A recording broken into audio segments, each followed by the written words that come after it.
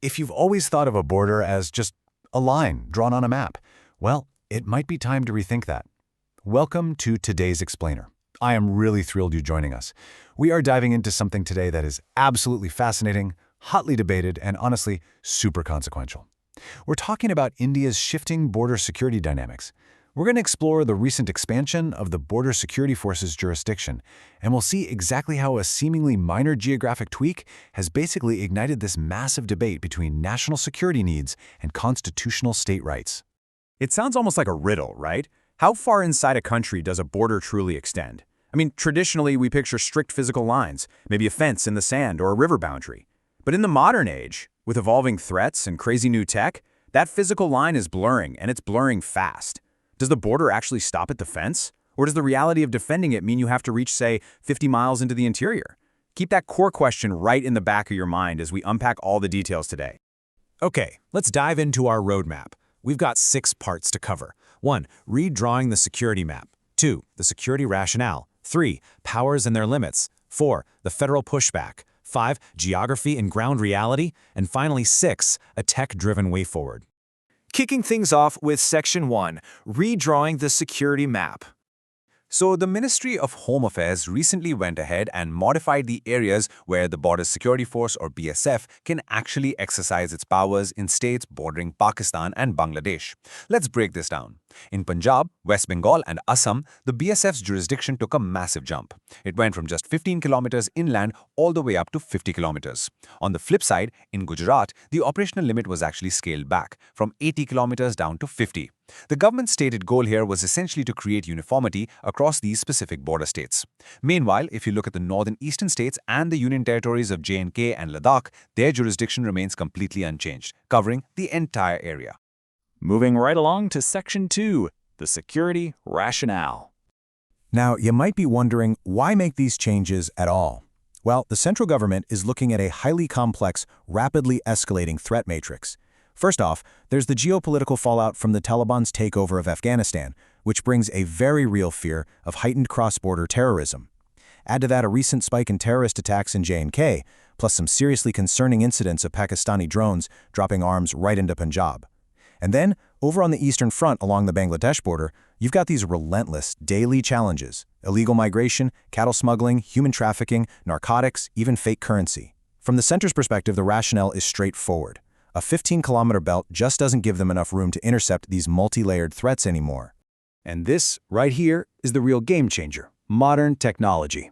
Drones are literally flying right over physical fences. They're making traditional defense lines obsolete in seconds, dropping weapons and narcotics deep inside Indian territory. The physical border is just bypassed entirely. Because of this, the central government argues the BSF absolutely needs the operational depth to conduct raids and make arrests further inland, exactly where those payloads are actually landing. Which brings us to Section 3, Powers and their limits. Now, what's really interesting about this is the sheer amount of confusion regarding what an expanded 50-kilometer zone actually means for regular civilians. So let's separate the myth from the reality. The absolutely crucial distinction here is the line between taking initial action and handling legal prosecution. In that new 50-kilometer zone, the BSF is allowed to search, seize, and make arrests, but only under specific laws, like the Passport Acts and certain sections of the Criminal Procedure Code. For the big stuff, major central acts like Customs, Central Excise, or the NDPS Act for narcotics, their jurisdiction hasn't changed at all. And most importantly, the BSF absolutely does not have the power to investigate or prosecute cases. Which leads us directly to a very important number, 24. Because they can't investigate or prosecute, the BSF is legally required to hand over any arrested person and any seized goods to the local state police within 24 hours. They're permitted some minimal questioning, sure, but the actual legal heavy lifting, that remains entirely with the state's law enforcement. The BSF isn't building court cases, they're just acting as the immediate net. All right, Section 4, the federal pushback. So, if the BSF's powers are strictly limited, and they have to hand suspects over within a day anyway, why are several state governments fighting this so vehemently? Well, the answer is woven right into the fabric of India's constitution. You see, while a state like Assam welcomed the changes, Punjab and West Bengal raised some massive red flags. Under India's federal structure, maintaining law and order is explicitly a state subject. It is the constitutional right and the responsibility of the individual state governments, not the center.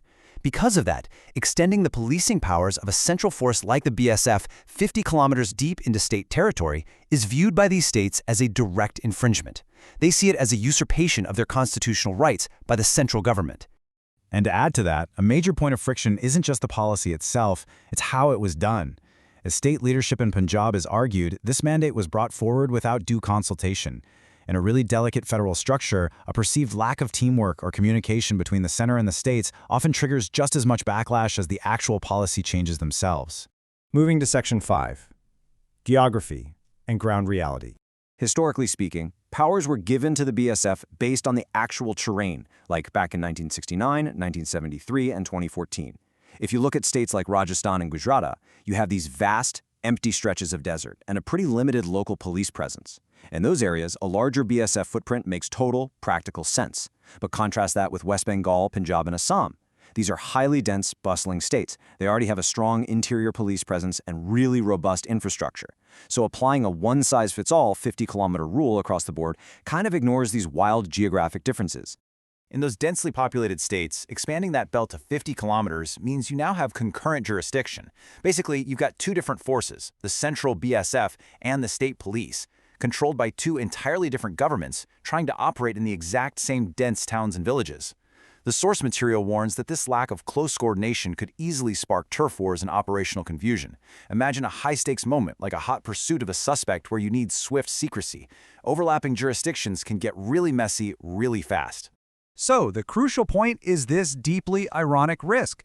By enhancing the jurisdiction and sending troops 50 kilometers inland to conduct operations, the BSF actually has to pull personnel away from their border outposts.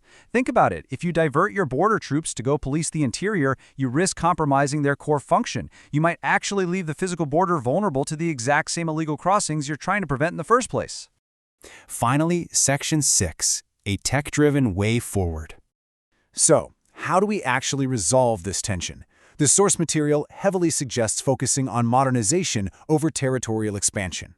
Step 1. Tackle the threats at the source by outfitting the BSF with advanced anti-drone and anti-tunnel tech right at the physical border. Step 2. Recognize that local state police are generally better positioned to handle drones that do manage to land in the interior. Step 3 involves strengthening the BSF's intelligence wing for targeted transborder data collection. And Step 4, establish rigorous seamless intelligence sharing. A 50-kilometer zone in a crowded state shouldn't be patrolled by overlapping physical forces. Central agencies should gather the intel, share it, and let the local police act quickly.